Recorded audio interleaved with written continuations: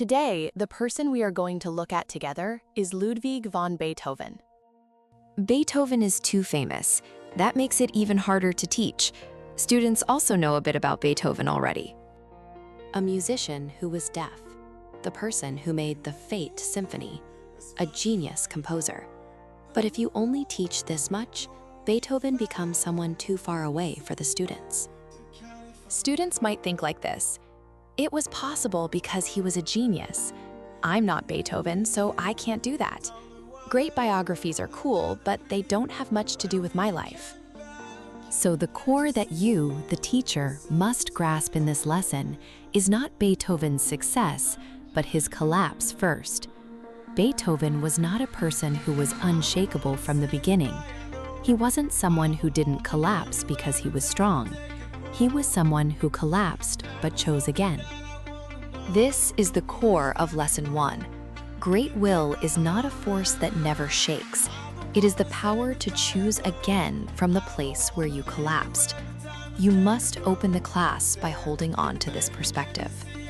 For Beethoven, hearing loss was not just a problem of not hearing well.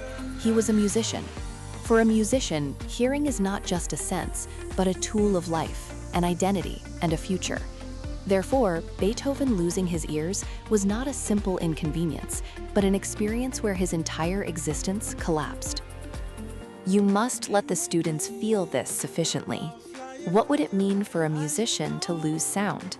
Wouldn't it be similar to a painter losing their sight? Wouldn't it be similar to an athlete losing their legs? How would I feel if I lost the ability I think is most important? If you ask like this, students begin to look at Beethoven not as a mere great man, but as a person who experienced actual pain. One of the important contents in the textbook is that Beethoven looked for other ways to hear sound. He tried to grasp the notes by biting the piano legs with his teeth to feel the vibration, putting his ear to the floor, and placing a tuning fork against his skull. He lost the sound in the air, but grasped the vibration through his body. This scene must be emphasized, because this best shows Beethoven's will. Beethoven did not say, "It's over because I can't hear." He is the one who said, "If I can't hear, I will hear in another way." The core that you can teach students here is this: a limit is not an end, but a question. When a limit comes, we usually come to a conclusion. I can't do it. This is impossible. I can't do it under my conditions.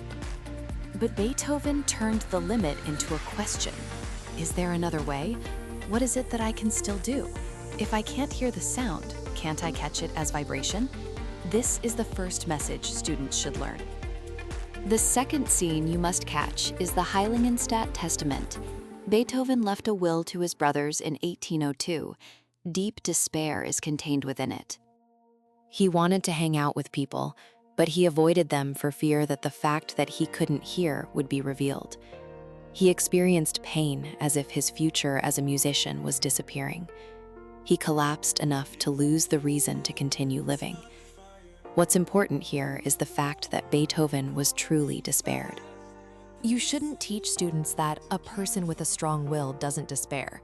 That is neither true nor helpful for the students. Rather, you should teach them like this: even a person with a strong will can despair, but they don't leave the final decision to despair. Beethoven despaired. However, he did not let despair become the last sentence of his life. He chose life again. He chose music again. He chose the path given to him again. Therefore, the question you should throw at students is this: have you ever thought it was the end when you despaired or failed? But was it really the end? What is one thing you can choose again? This question shouldn't be one that pushes the student, but one that raises them up again. The third important scene is Symphony No. 9. Beethoven completed Symphony No. 9 while completely unable to hear and stood on the stage for the premiere. When the performance was over, the audience was enthusiastic. They clapped, cheered, and were moved, but Beethoven did not hear that sound. It was only when a member of the orchestra turned him toward the audience that he finally saw the reaction of the audience with his eyes. This scene has a very deep educational meaning. The value of the music Beethoven made did not depend on whether Beethoven could hear the music. Just because he didn't hear the applause didn't mean the music became worthless. Just because he didn't confirm the result with his own ears didn't mean his labor disappeared. This is an important message, not only for students, but also for teachers. Teachers often don't hear the results of their lessons immediately. Students' changes are often not immediately visible. You often can't check what kind of seed today's words became in the child. However, just because it's not heard doesn't mean it's not ringing. A teacher's word, a question today, and waiting for a student can one day ring inside that child. So you can connect this scene to students like this.